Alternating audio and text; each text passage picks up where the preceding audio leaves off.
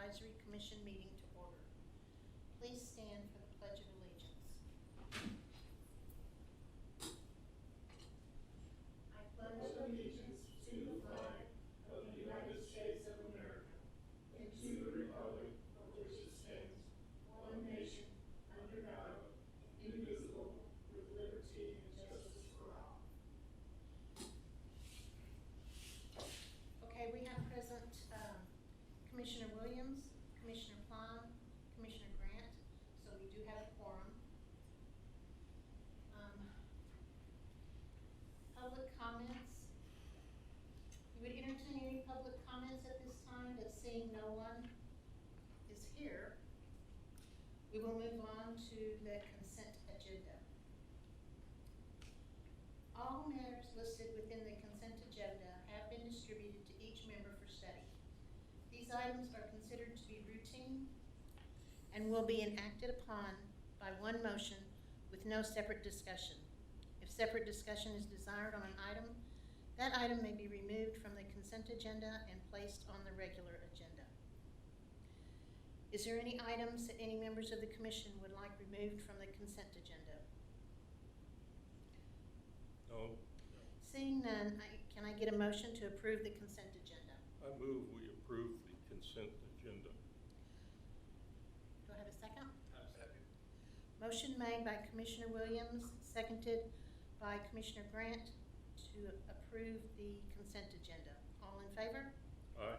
Aye. All opposed? Motion passed. Seeing as we have no new business, we'll move on to old business. To discuss the changes to the Backflow Prevention Device Manual. We have a presentation? Discussion mainly. Okay. Good evening, Chairman, Commissioners. So, as I mentioned last month, in order to make the changes recommended by the committee, we needed to do some changes to the manual, Backflow manual, that was adopted by reference in 1990 Ordinance 1653. So in your packet, you should have a copy of the ordinance that includes the manual. And then what I did, I contacted Kansas Rural Water Association, and they gave me the latest backflow or cross-connection policy or manual. So that's the one you also have in your packet. So under cross-connection policy, Cedar Gardner, Kansas. And it's very similar to the previous one, except there are some minor changes. So in order to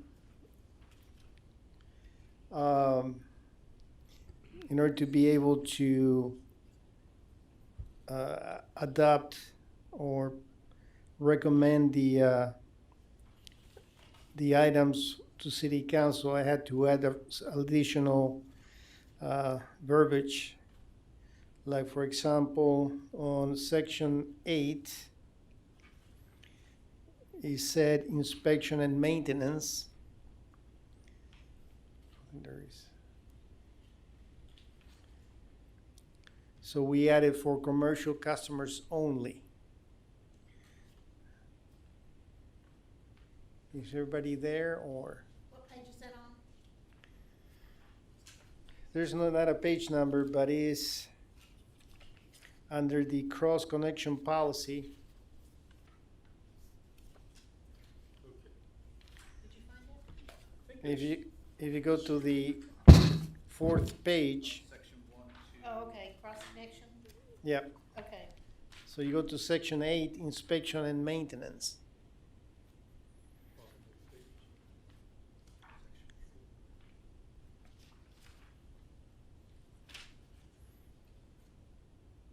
It should be in red, Oh, okay. the additions. It's this page right here. With the red on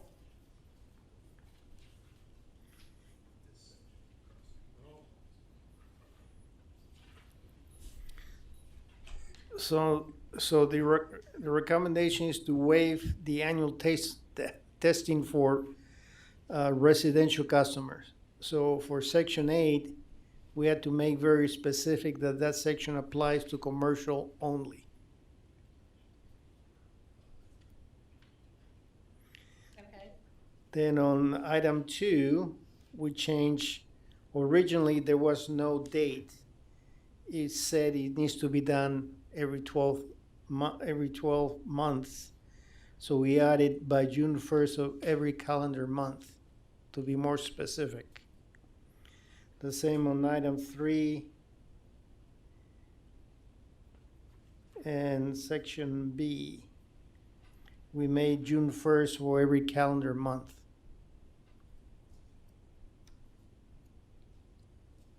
Sorry, that should be for every calendar year, sorry. I was gonna say. Yeah, this is the old version. So essentially, George, just adding a deadline for Correct. when this have to be done. It used to be July, it was very informal. And like I said before, by the end of July, everybody's already using their irrigation system, so that deadline is too late. So it should say by June 1st of every calendar year.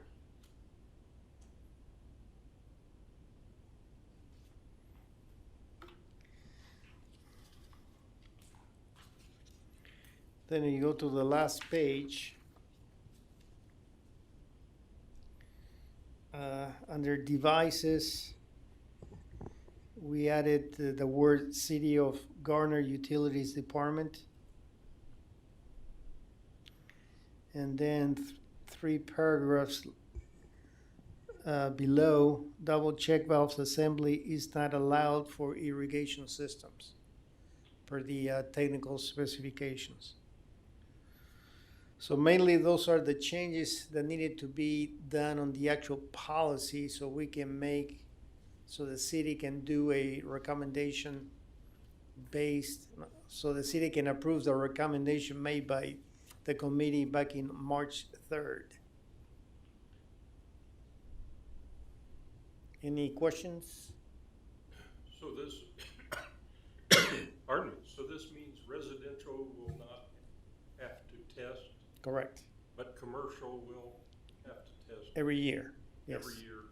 And is there a overhaul Yeah, every 5 years. every 5 years by June the 1st? Yes, sir. Or what happened? Then if what happens is like it was a recommendation, their water would be shut off, they'll pay a $75 fine. And in order to get reconnected, they need to pay a $15 reconnection fee. Okay. Any questions, concerns with that?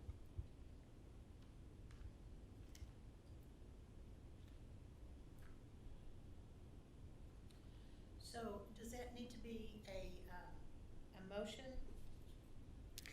No, because you already made the recommendation to, Right, for those 3 items. right.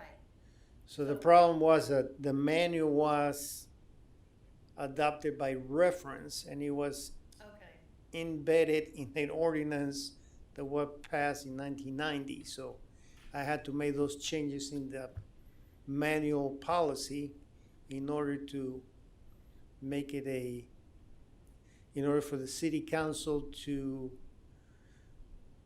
adopt a ordinance with these changes. okay.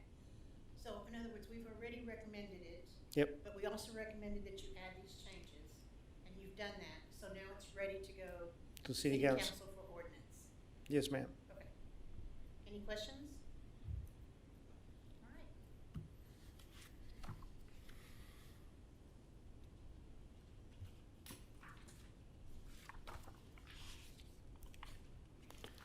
Discussion items, we have the electric outage report.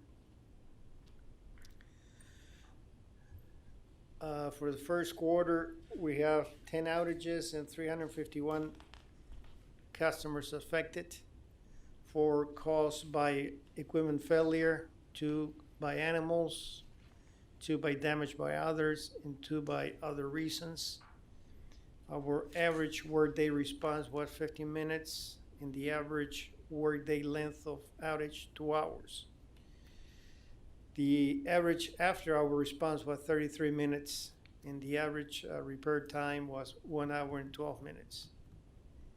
The overall average that includes the after and the workday, 30 minutes, and the response time, the outage duration, 1 hour and 22 minutes.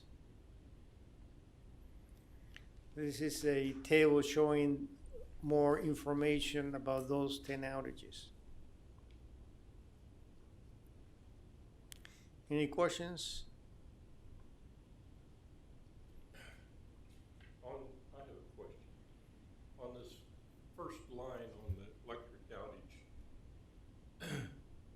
the workman says too many amps on a 40 amp fuse replaced with an 80 amp. Does somebody follow up and see if it's overfused? This question, I think you asked the same question probably last year. We had a similar problem. So they usually size the fuse based on the number of meters they had originally. Let's say that the conductor can handle 100 amps. But what they do is they size the fuse based on the actual meters or the size of load. So they went from 40 to 80, but the conductor can handle more than 80 amps.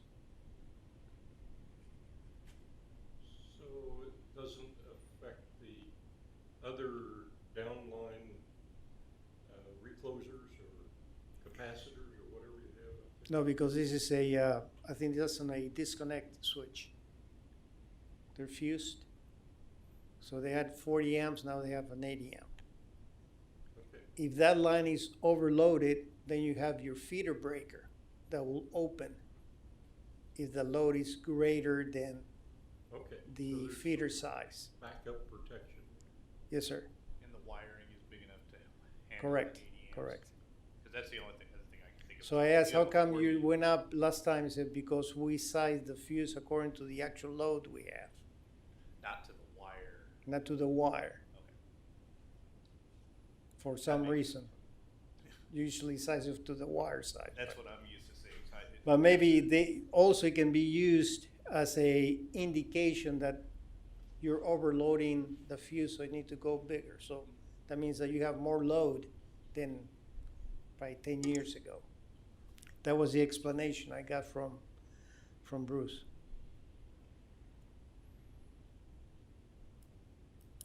But every circuit is protected by a feeder breaker. And they have their own electronic protection. So if the feeder breaker sees an overload, it's going to open. And if it's a permanent fault, it'll remain open. If it's a temporary, like a lightning or spike, it's going to reclose within 100 milliseconds. So you have protection on the upstream of the. If it opens the third time, it'll stay open. Correct. So it'll close one, it'll open, close, open, close, open, and stay open. That's to avoid any unnecessary outages. So further on downward, on Walnut, it says that 88 customers were affected because the power was out. It doesn't say anything else other than power out. The cause was a AN, so it was an animal, squirrel. Oh, in addition to the one below that, where The walnut, you said the walnut, the 88 was caused by an animal. I'm sorry? It was caused by an animal. Oh, so the one where 88 people, 88 Yep. customers were affected? Okay. That's the second animal one, okay. I was reading through and there was only one There's a s- squirrel. Yeah, there's another You one said for a there was squirrel. three. Uh-huh. So, So you look at the AN is animals. The cause, A-N, I animal. gotcha, okay. Gotcha. And then the next one underneath it, on Evergreen, it says breaker was tripped at meter can.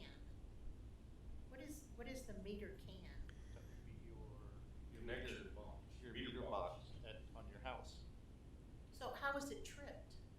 Let me- Some we're- of them have a breaker, right?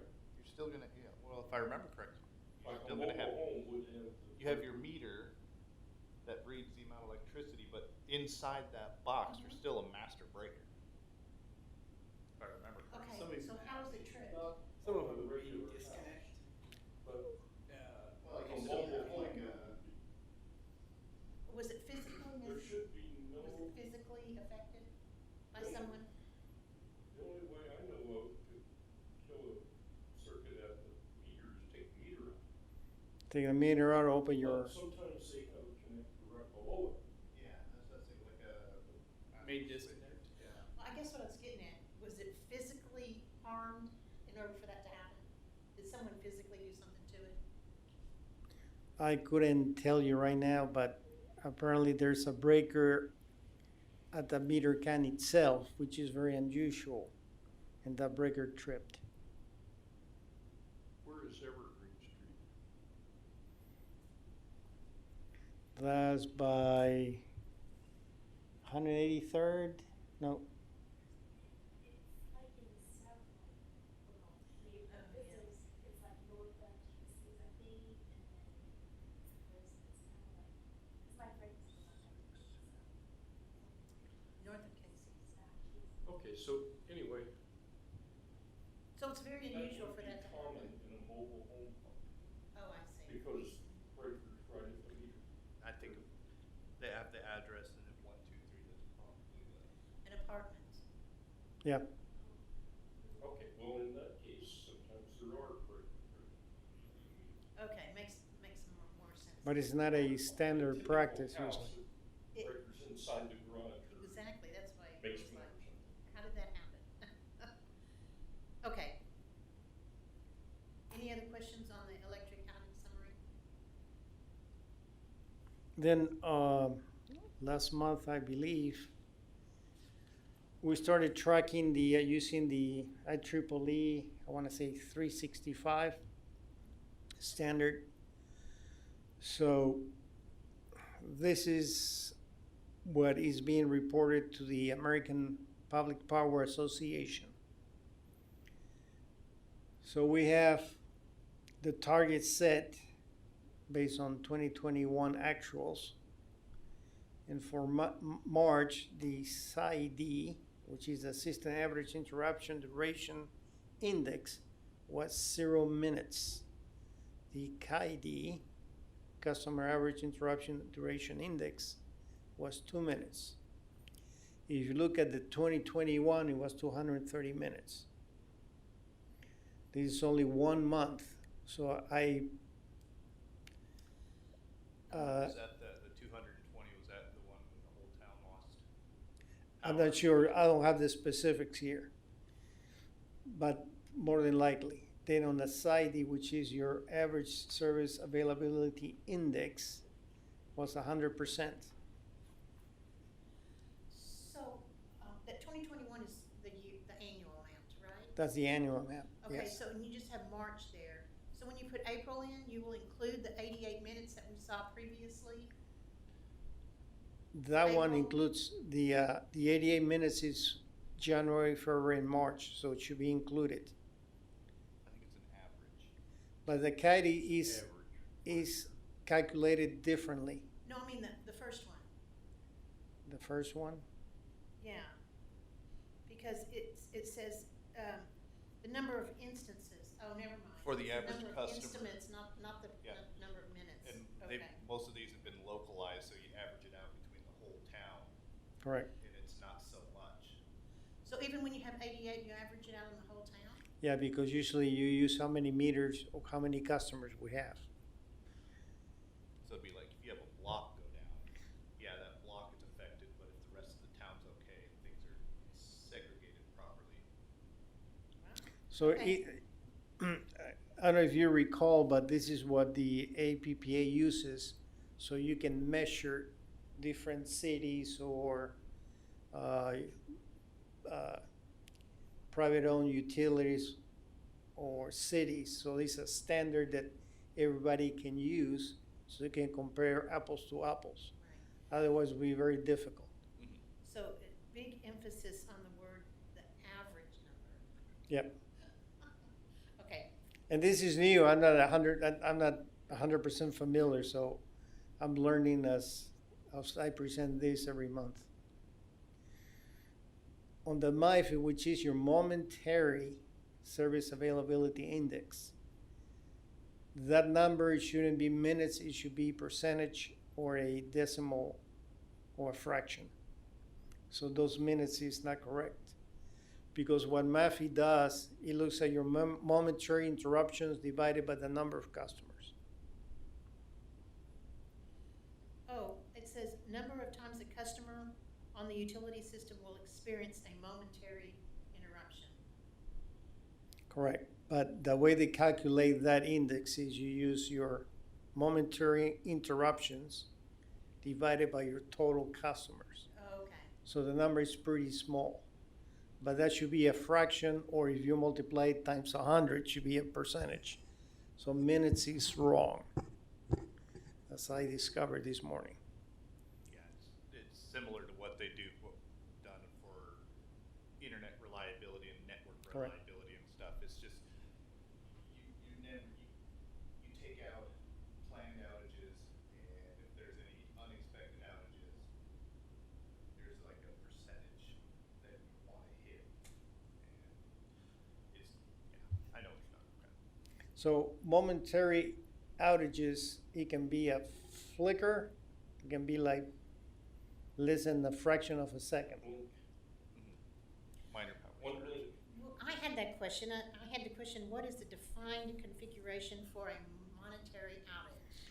It A depends. momentary It outage. depends by utility, but normally anything less than 15 minutes.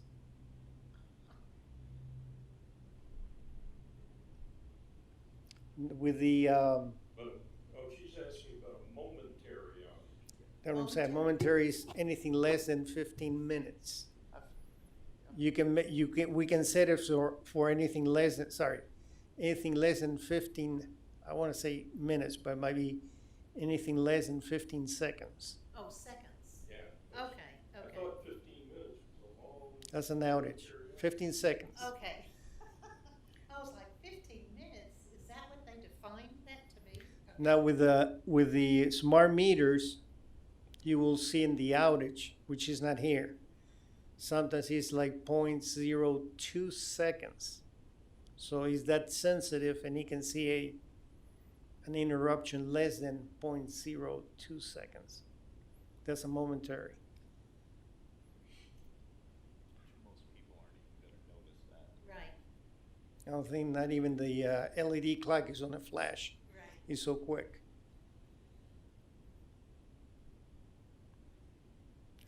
And then the SIFI is 0.002%.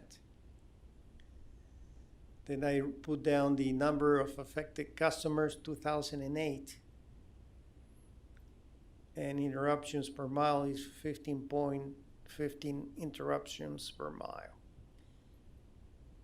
I don't know, I would like to see some kind of, once you have numbers for several months, an estimate for the rest of the year to be able to determine whether or not you will hit your target at the end of the year. Just looking at it like 3 months at a time, how are we gonna know that you're gonna hit your target? The targets I set for 2020, the targets I set were based on 2021. So it's going to be a learning curve. Yeah. There's a rule of thumb is that you cut everything by half But I don't think that would be too practical for this application. So I just look at it and see what is reasonable based on my experience, and that's how I set the targets. So how would we know whether or not you're on target for the remainder of the year? I have requested a NextGrid, which they provide the statistics. If I can have a year to date.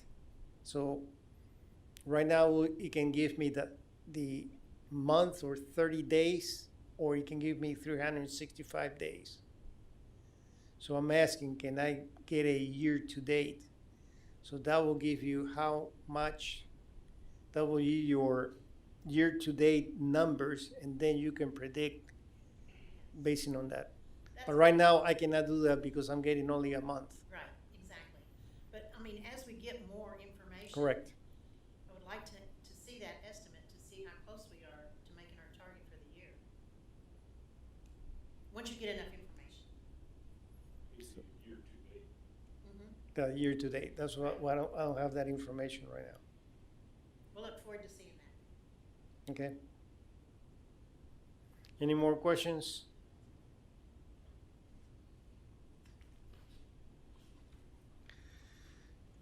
Sewer outages, we have 4 sanitary sewer line repairs affecting 4 customers.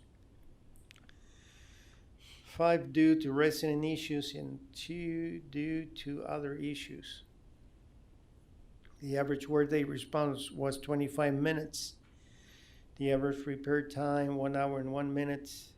The after hours response time, 15 minutes. And the repair time, 45 minutes. The overall is 23 minutes, and the average repair time was 59 minutes. Sorry, I think I have them all. What was that? Because I concluded 4, it looks like it was 7, so I got that wrong.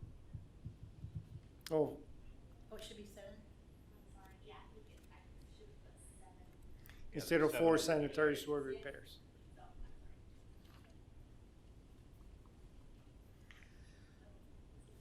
Six. Well, between 6 and 4. 7 and 4. No, I think it's more than that. 1, 2, 3, 4, 5, 6. It's 7. Yeah, there's 7 on here. 7 events. You only have 1, 2, 3, 4, 5, 6, 7 customers. 7 events and 7 customers. Sorry. 7 events and 6 customers. Yeah. Sorry.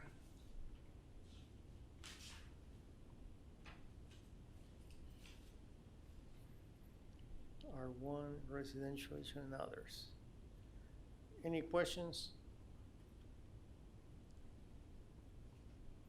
I guess I just, kind of with the sewer thing, question on, with all the rain we've been getting this, 2 inches in the past 5 days, so, I mean, how is the sewage and drainage stuff doing? So the peak for this week was 4.7 million gallons of treated water. On the average, that number is about 1.8. So it's an increase of almost 3 million gallons just on rain. Yeah, So- that's, So that's I&I getting into the system.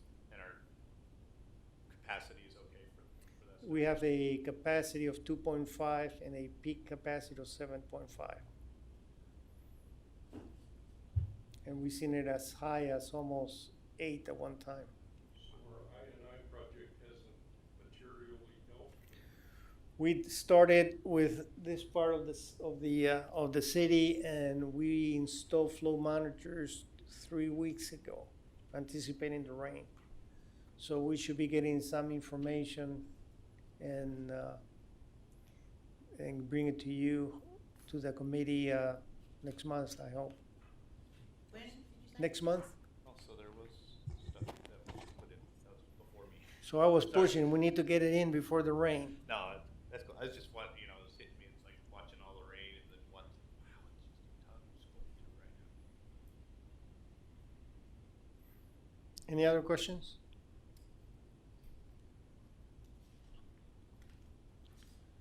That's the same.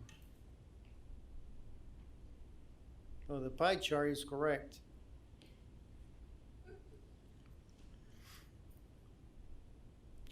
Water repairs, we had 2 water repairs affecting 3 customers. 1 due to line failure, and the other one to other issues. The average workday response was 10 minutes. The repair time 3 hours and 38 minutes. And we had no after hours outages this quarter. I do have one. I've been walking my neighborhood, you know, with the water lines, water main stuff. The, you know, we had like the new thing for the D-mark or whatever for water going into residents and stuff. If that collar is broken, that lid is no longer secure, who is to repair that? Because I've seen a lot of those around, you know, my neighborhood and stuff where there's a lot where it's, I mean, the thing is just The actual half off. color of the actual can. Yeah, I mean, like that can is like half off the thing, it doesn't secure, it's not locked up. Shut off valve. Mhm. I mean, to repair something like that, would be on that? Because there's quite a few houses where, you know, I mean, that lid is not secure. And I've seen kids messing around. So we had an issue with some apartments, and we had to go and actually secure the lids. So we bought some lids with locks because the kids were getting the lids out and playing with them. But not all lids aren't those supposed to be secured where only a city person can go in to turn the water off? No, the lids, you can open the lid. Anybody can open the lid. Okay. I remember in Colorado and stuff, only the city could open those up. Yeah, unless we put a locking mechanism, anybody can open them. Okay. They shouldn't, but Because I know I've seen some where like the collar doesn't lock or sit properly. I mean, it's half off. And Hit by lawnmowers. they get hit by a lawnmower or something, and it's no longer secure on that. It's just basically like a floating lid. huh. Well, if you were to report that, would it be possible that a lock could be put on that to avoid? Yeah, we know the Serious problem, we injuries? can put a lock on the lid. Yeah. Okay. No, I just wondered because I've seen a lot around my neighborhood, and mine was kind of the same way. I was just wondering if like on something like that. So. If Be- it's broken, who fixes it? If you have a broken lid, we'll probably Or replace the it. collar. Or the can. We will probably replace that. I know at my personal residence, I had that happen. And I called the city and it was less than 10 minutes. I had a guy out there dropping a new collar off and shoveling it in, and he fixed the whole thing. I think it took him all 15 minutes. Okay, so. Well, I think that's an important view. If there's one broken where a kid could fall in or something happen, it'd be a big liability. And that's where To kind of get where I that was locked wondering up. and stuff. So apparently that's the policy. The city. As long as they report it to us, we'll repair it. Okay. That's, And possibly put a lock on it? If there's issue with the lid being removed, yeah, we'll put a lock. Keep in mind that the new meter, smart meter, is about $110. The communication module is about $120. and that's one thing too. I mean, if those are easily. So we have a lot of interest in make sure that nobody messes with the, But those are a manhole. Kind of like, yeah. That's not the. it's like a miniature manhole, yeah. Yeah, and that's where it's like, we just got done putting hundreds of dollars into these things. If they can just be, people can open up or mess with it and stuff like that, that is not necessarily a good thing, especially with kids. You know, they like to play with stuff. So I was just curious, because I've seen broken ones around in my neighborhood and stuff. Things, you know, like I said, kids, lawnmowers. Make notes. So what is the cost of the lock? I think the lids is about, I'll say $20. Oh, yeah. So I could let some of my neighbors know. It's like, you know, call the city and they can come out and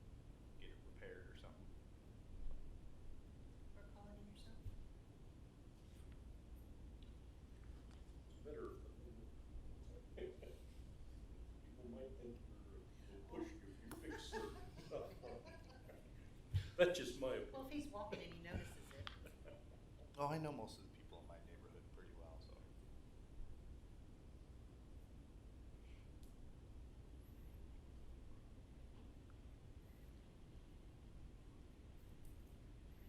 And let's see, bar chart. Basically, that's it. Projects updates. I'm not sure if you listened to the city council on Monday, but we did a presentation about what's the next step for treating additional wastewater. So there was two alternatives. One was to expand the existing Kill Creek plant, and the second one was to put a new plant south along 191st, 199th Street. So that to me was the best option. However, KDH does not want the city to discharge the treated water in the creek. So they're telling us that we need to pump it 8 miles east to Sweetwater Creek, which is by Spring Hill. So that infrastructure to pump it 5 to 8 miles is about $31 million. So the city decided it's probably most cost effective to go ahead and expand the existing plant.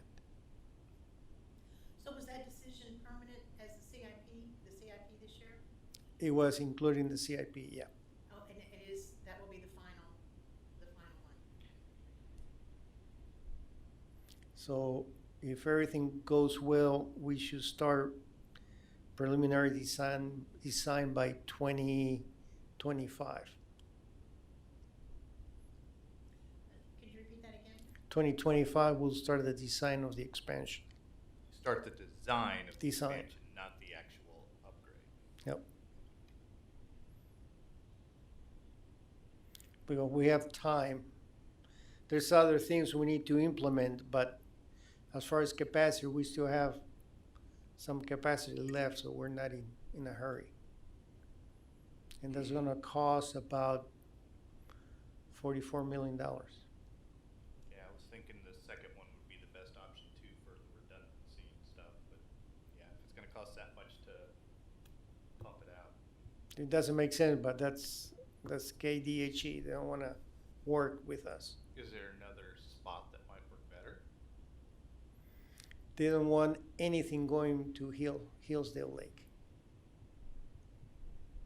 So they're trying to bypass, go around it, go east, go to this is Hillsdale. They want to pump to this creek that is going to end up downstream of Hillsdale.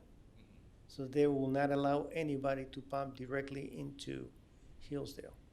And I think you were wanting it in the south, right? Yep.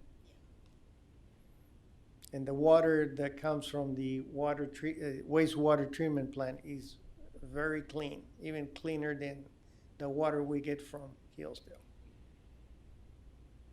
Yeah, it's a shame. So that's a big news on projects.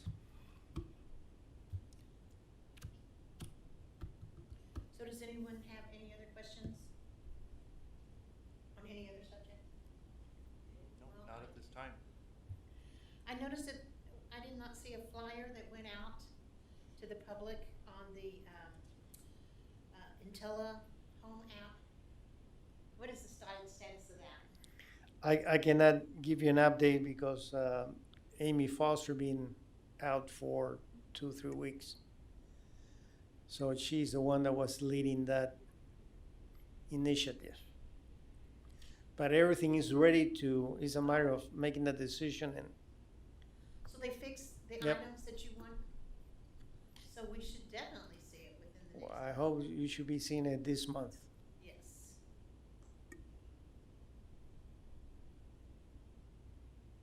In May. Yes.